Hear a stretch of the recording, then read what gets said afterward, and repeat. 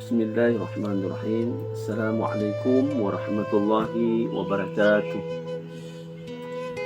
Alhamdulillah, wassalatu wassalamu ala asrafil anbiya'i wal mursalin Sayyidina wa maulana Muhammadin wa ala alihi wa sahbihi ajma'in. Teman-teman yang insyaallah dirahmati Allah subhanahu wa ta'ala dimanapun Anda berada, Alhamdulillah, semua Alhamdulillah pada subuh kali ini kita bisa bertatap muka lagi, bisa berjumpa. Ini semua karena atas izin Allah subhanahu wa ta'ala. Subuh yang ceria, yang indah ini, subhanallah, ini salah satu tanda kebesaran kekuasaan Allah subhanahu wa ta'ala. Kemudian Allah subhanahu wa ta'ala telah membangunkan kita daripada mati sementara. Dari kebanyakan orang menganggap bahwa ini peristiwa yang biasa-biasa saja. Orang yang tertidur kemudian dia bangun lagi. Padahal sebenarnya bagi orang yang beriman, dia menganggap bahwa ini adalah sesuatu yang luar biasa. Kenapa? Karena di sini terdapat daripada kekuasaan Allah subhanahu wa ta'ala. Dimatikan kita sementara kemudian dihidupkan kembali. Maka hadirin yang dirahmati Allah subhanahu wa ta'ala, sebenarnya hakikat hidup ini menurut sebagian para ulama, kita ini sedang menunggu mati. Karena berdasarkan firman Allah subhanahu wa ta'ala dalam Al-Quran, kullu nafsin dha'iqatul maut, sesungguhnya yang bernyawa itu pasti akan merasakan kematian. Maka secara langsung Allah subhanahu wa ta'ala lewat ayat ini sudah memvonis kita bahwa pasti kita akan mati.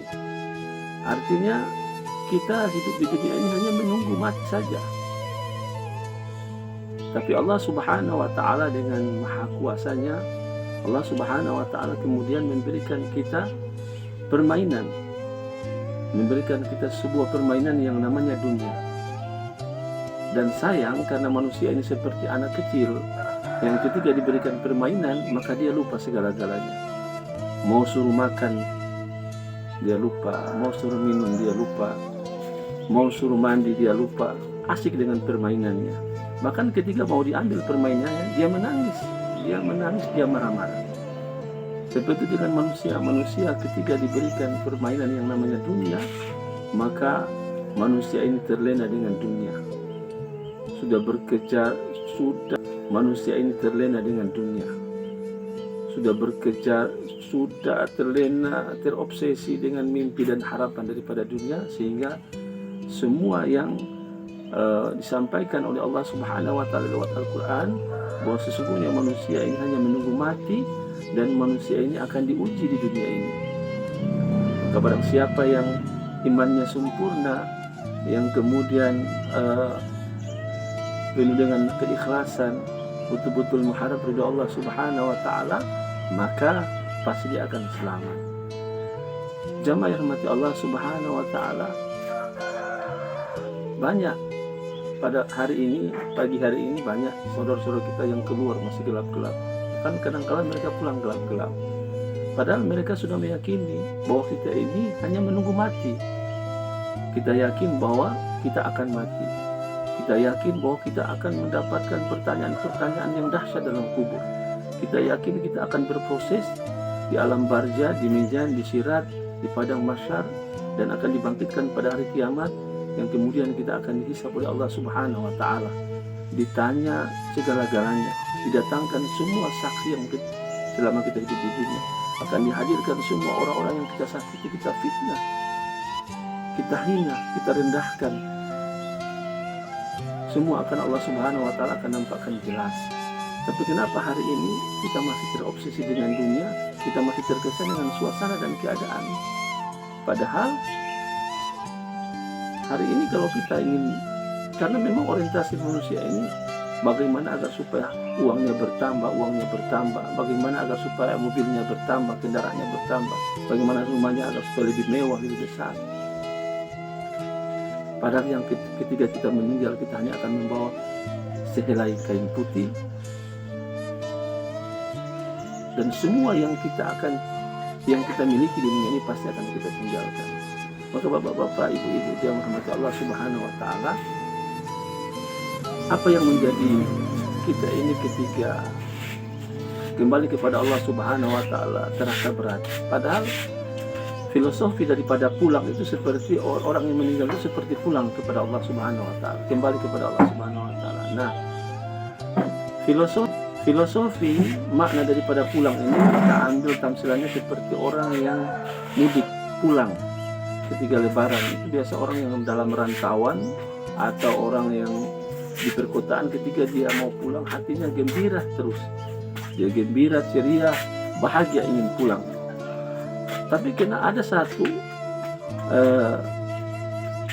yang namanya ketika kita pulang menghadap Allah Subhanahu wa taala, kebanyakan dari kita takut. Padahal sebenarnya ketika definisi daripada pulang ini, tamsilan seperti yang saya sampaikan tadi, ini orang sebenarnya gembira, bahagia. Tapi ketika kita pulang menghadap Allah Subhanahu wa taala, kita takut. Kenapa kita takut? Ada dua faktor hadirin Allah Subhanahu wa taala. Almarhum Kiai Haji Zainuddin MZ katakan, ada dua hal kenapa orang takut pulang menghadap Allah Subhanahu wa taala. Pulang ke kampung halamannya yang abadan, yang asli, yang abadan yang sebenarnya, yaitu pertama, karena kita di dunia ini terlalu mencintai sesuatu sangat berlebihan. Kita mencintai sesuatu di dunia sangat berlebihan. Kita mencintai anak dan istri kita sangat berlebihan, harta kita, sehingga hadirin rahmati Allah Subhanahu wa taala, ketika kita kemudian ingin pulang pada Allah Subhanahu wa taala, kita rasa berat, terganjal dalam hati ini. Berat ingin meninggalkan ini dunia karena sudah tersaking cintanya kita kepada anak dan istri, kepada harta, benda yang kita miliki, kepada pangkat dan jabatan. Yang kedua, kenapa orang takut pulang kepada Allah Subhanahu wa taala? Karena kekurangan bekal. Iya, kekurangan bekal. Orang kalau pulang kampung pun tidak punya bekal, itu namanya nekat. Bisa-bisa dia tidak sampai ke tujuan, bahkan bisa mendapatkan kesulitan ketika dalam perjalanan. Kenapa? Karena tidak punya bekal. Sehingga saya katakan orang yang tidak punya bekal kemudian pulang kampung itu nekat. Yang bahayanya, belum sholat sempurna, amalnya belum sempurna, puasanya kemarin bolong-bolong dan sebagainya, tiba-tiba dipaksakan harus pulang kampung, pulang ke hadirat Allah Subhanahu wa taala.